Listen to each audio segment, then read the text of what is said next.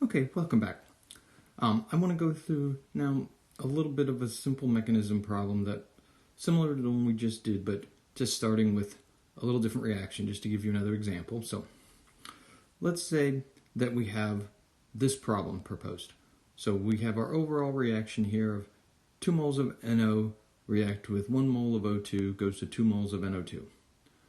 And the experimentally observed rate law for this mechanism is here.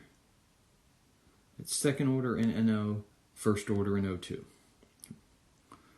Now, we have a proposed mechanism that involves 2 elementary steps. We have the first step of NO plus O2 goes to NO2 plus O. We have a second step of O goes to NO plus NO2. And we're told that this is the slow step and that this is the fast step. Okay, so we're asked to determine the rate law of the proposed mechanism. And is that mechanism valid? Okay, so let's do a couple things. So let's do the first step is let's write the rate laws for the proposed mechanism. So our first step, and I'm going to do it down here just so I have some room. So the rate law for the first step, right, is that the rate equals the rate law is NO to the first order, O2 to the first order.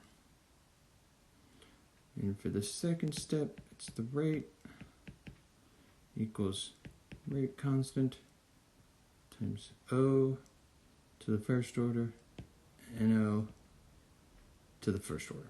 Okay. Now, since the first step is the slow step, remember what we said is if you have a proposed mechanism where the first step is the rate determining step, then the the rate law for that step is the rate law of the proposed mechanism. So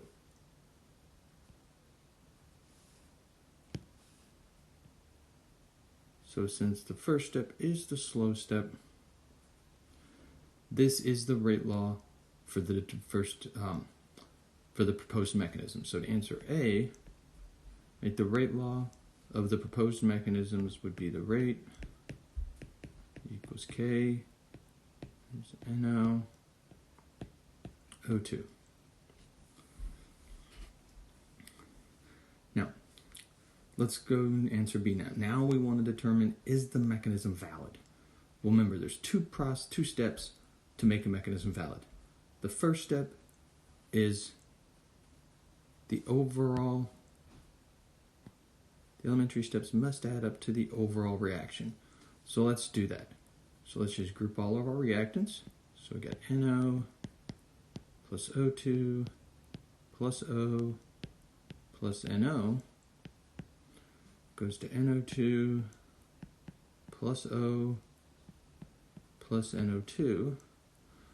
So let's cancel and group. So I didn't ask you, but sometimes in these kind of problems you might be asked, what's the reaction intermediate, if there is one? And so in this case, we would say that O is the reaction intermediate because it's produced here, used here. It's not part of the overall process. So of course that's going to go away. Now we can group things together. So over here we have 2 molecules of NO. So I can group those.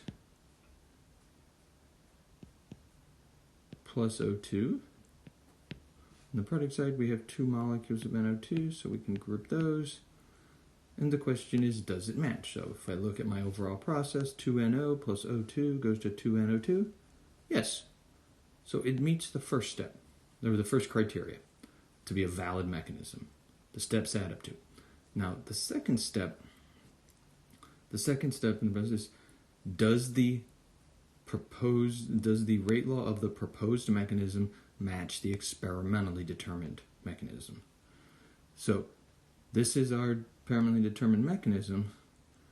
Does it match the experimentally observed? And the answer here clearly is no, right? Because experimentally determined mechanism is second order NO, and this is only first order NO, right? So this second step doesn't meet. So to answer B, right, we would have to say no, right? While the steps do add up to the overall reaction, the rate law produced by this mechanism doesn't match the experimentally determined rate law, so this is not a possible mechanism. Right? So, not that you have to do this in the problem, but this mechanism is not valid for this reaction. So this is the idea, that you can take this mechanism, you can go through the process, and you can determine whether something is a valid mechanism. There might be some other questions to answer along the way, like determining the rate law, finding intermediates, etc. And again, we're going to focus on examples where the first step is the slow step here. All right, so this is going to wrap up our sample problem. We're going to have our last video for this chapter. It's going to be on catalysis. And I will also be doing some videos on some sample problems, as well as posting videos from other sources, both with sample problems and just other discussions of the topics from the chapter from other sources, which I'll be posting on Talon, and those of course will be assigned as we go through the chapter.